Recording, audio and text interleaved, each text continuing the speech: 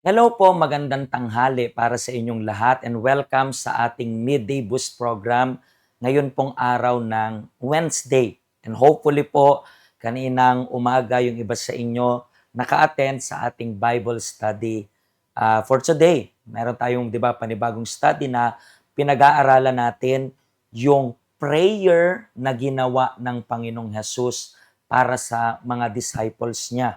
Yun yung pag-aaralan natin ngayon. So yung iba sa inyo nakaatin na ng 9 a.m., yung iba po nakaatin na ng 11 a.m., yung iba naman sa inyo meron pa pong chance umattend ng 3 p.m.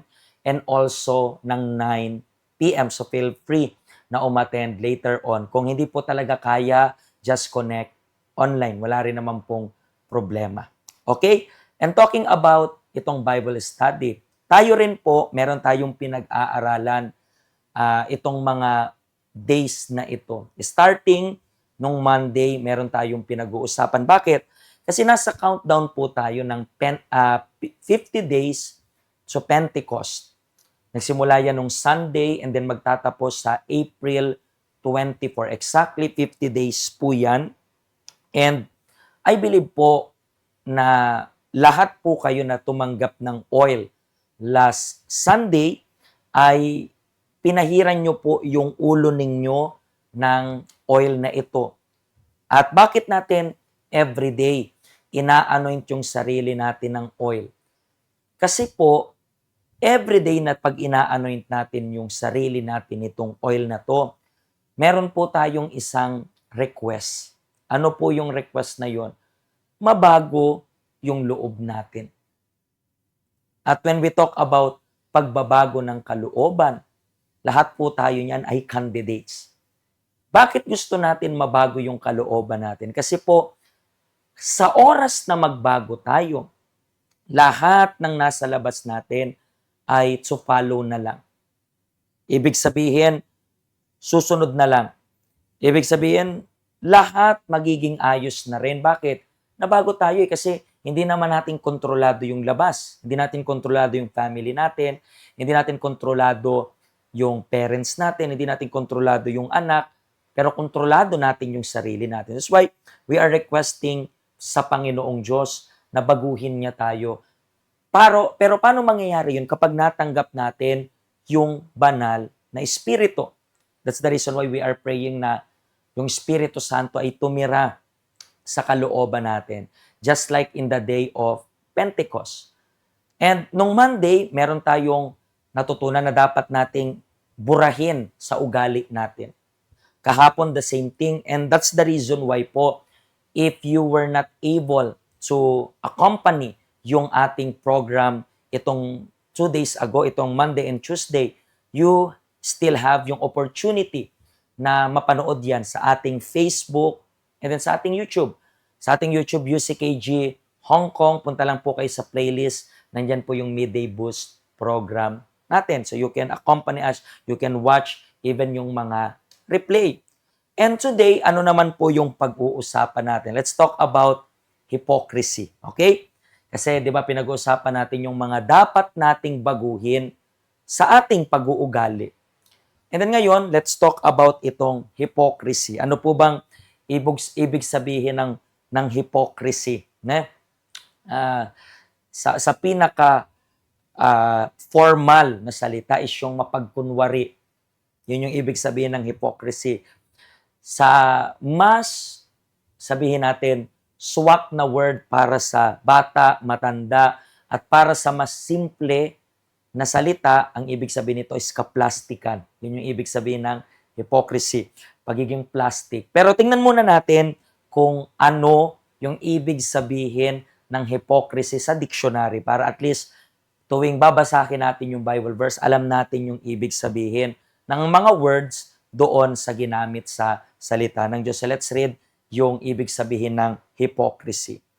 Ang ibig sabihin po ng hypocrisy, hypocrisy is the act of pretending beliefs,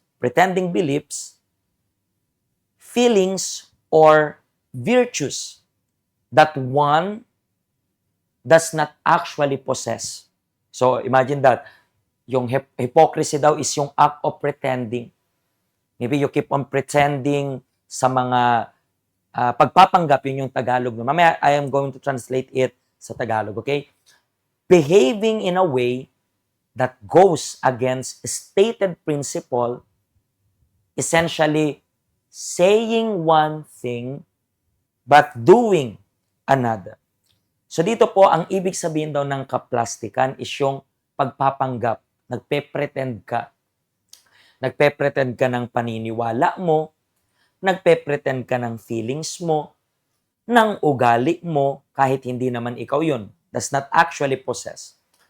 And then, nagbe-behave ka pa daw sa isang pagpapanggap or sa simpleng salita, iba yung sinasabi mo sa ginagawa mo.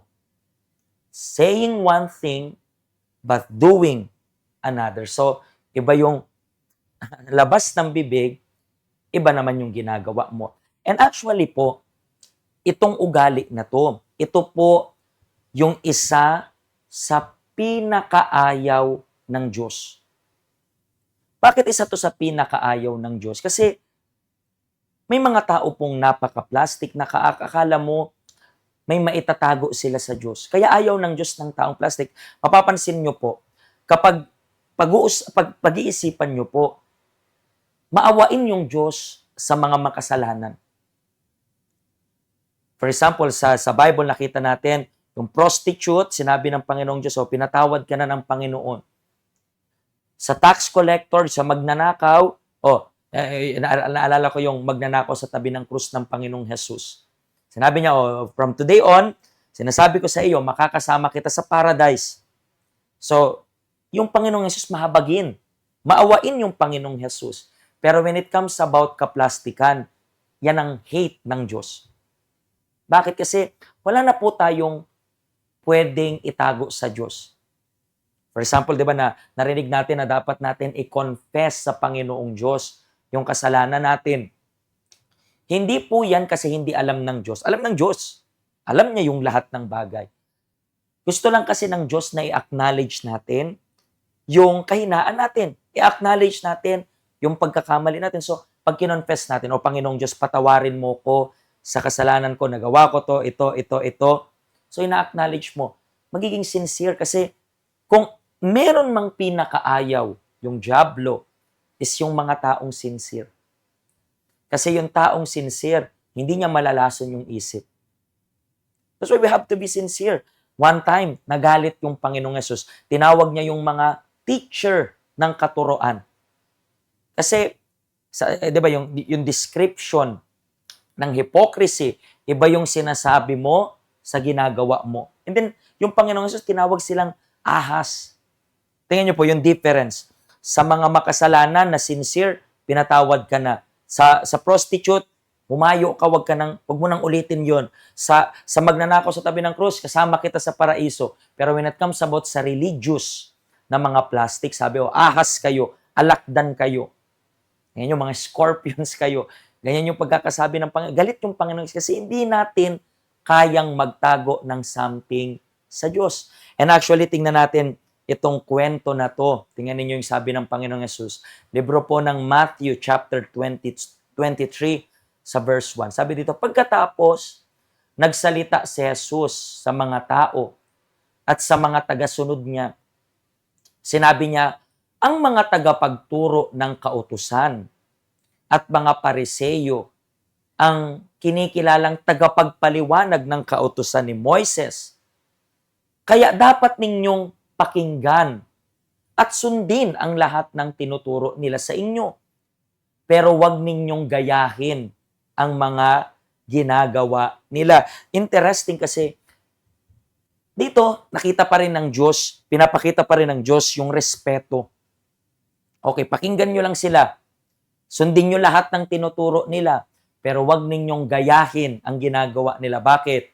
Dahil hindi nila ginagawa ang tinuturo nila. Pinapatupad nila sa inyo ang may hirap nilang kautusan, pero sila mismo ay hindi sumusunod sa mga ito. Talon tayo ng verse 27. Nakakaawa kayong mga tagapagturo ng kautusan at mga pariseyo. Kayong mga mapagkunwari.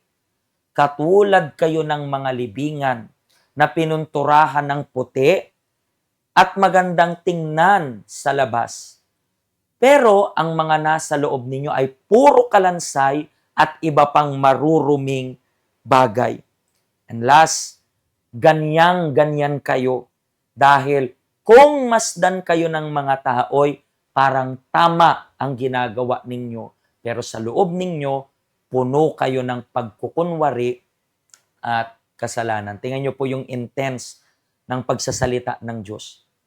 Ayaw ng Diyos na mapagkunwari tayo. That's the reason why kung napapansin nyo po sa sarili ninyo na ito ay applicable para sa lahat. Teachers yung like for example, itong word na to applicable to para sa akin. Pero hindi lang sa akin kasi lahat tayo meron na pong idea sa salita ng Diyos. Lahat tayo meron ng knowledge about sa salita ng Diyos.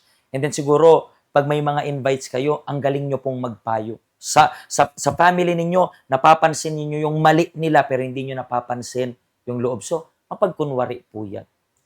That's why we keep on telling you, wag muna po kayong mag-focus na baguhin yung iba. Baguhin muna natin yung sarili natin. That's the reason why kailangan po natin ng relationship sa Panginoong Diyos. Kaya nga, yung oil na pinapa-anoint namin sa inyo, with one request, Panginoon, baguhin mo ko. Baguhin mo ko. Kung napapansin mo sa sarili mo na iba yung sinasabi mo sa ginagawa mo, this is the right time na hilingin mo sa Diyos, Panginoon, ayoko maging plastic. Maging sincere ka lang. Actually, pagkatapos ng program na to, pwede kang gumawa ng sincere na prayer. Hindi nyo po kailangan ng mga religious words sa prayer. Hindi nyo po kailangan ng mga mabubulaklak na salita sa prayer. Ang kailangan nyo lang po, sincerity. Yan ang tumutunaw sa puso ng Diyos.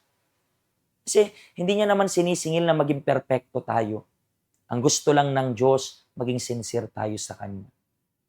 Naintindihan niyo po ba? At talking about relationship sa Diyos, this coming Sunday, meron po tayong Lord's Supper. Pwede niyo pong i-renew yung vow ninyo sa Panginoon. Pwede kayong magkaroon ng komunyon once again sa Panginoong Diyos. Ito po yung ating address. Yan rin yung schedule natin ng Saturday at Sunday. Huwag niyo pong kakalimutan na dalhin yung oil ninyo. Kasi dito rin sa church, sa Sabado man Linggo, we are going to use yung oil to anoint yung sarili natin. So everyday gawin natin ito. With one request. Anong request? Baguhin tayo ng Diyos. At maybe, ngayong araw na to, na-realize mo sa sarili mo na ito yung kailangan mong alisin sa buhay mo. Just be humble yourself, be sincere, at matatanggal mo yung maskara ninyo. Naintindihan niyo po ba? So, tomorrow again, we are going to speak about another character na dapat nating i-eliminate sa sarili natin. We are in the journey towards the day of Pentecost, so let's analyze ourselves. Every day, meron tayong message dito to learn and to eliminate kung anong dapat nating i-eliminate sa buhay natin. Do you understand? So, kung natulungan po kayo ng program na to, actually, pakishare na lang po. At kung hindi nyo po napanood yung part 1 and part 2, yung Monday and Tuesday, please panoorin nyo po kasi katulad ng na-explain natin ng maigi dito, ina-explain rin natin doon sa mga previous episode natin kung ano yung ibig sabihin. Okay? Pakishare na lang po ng link, Facebook man o YouTube. Okay? God bless you and tomorrow, see you once again.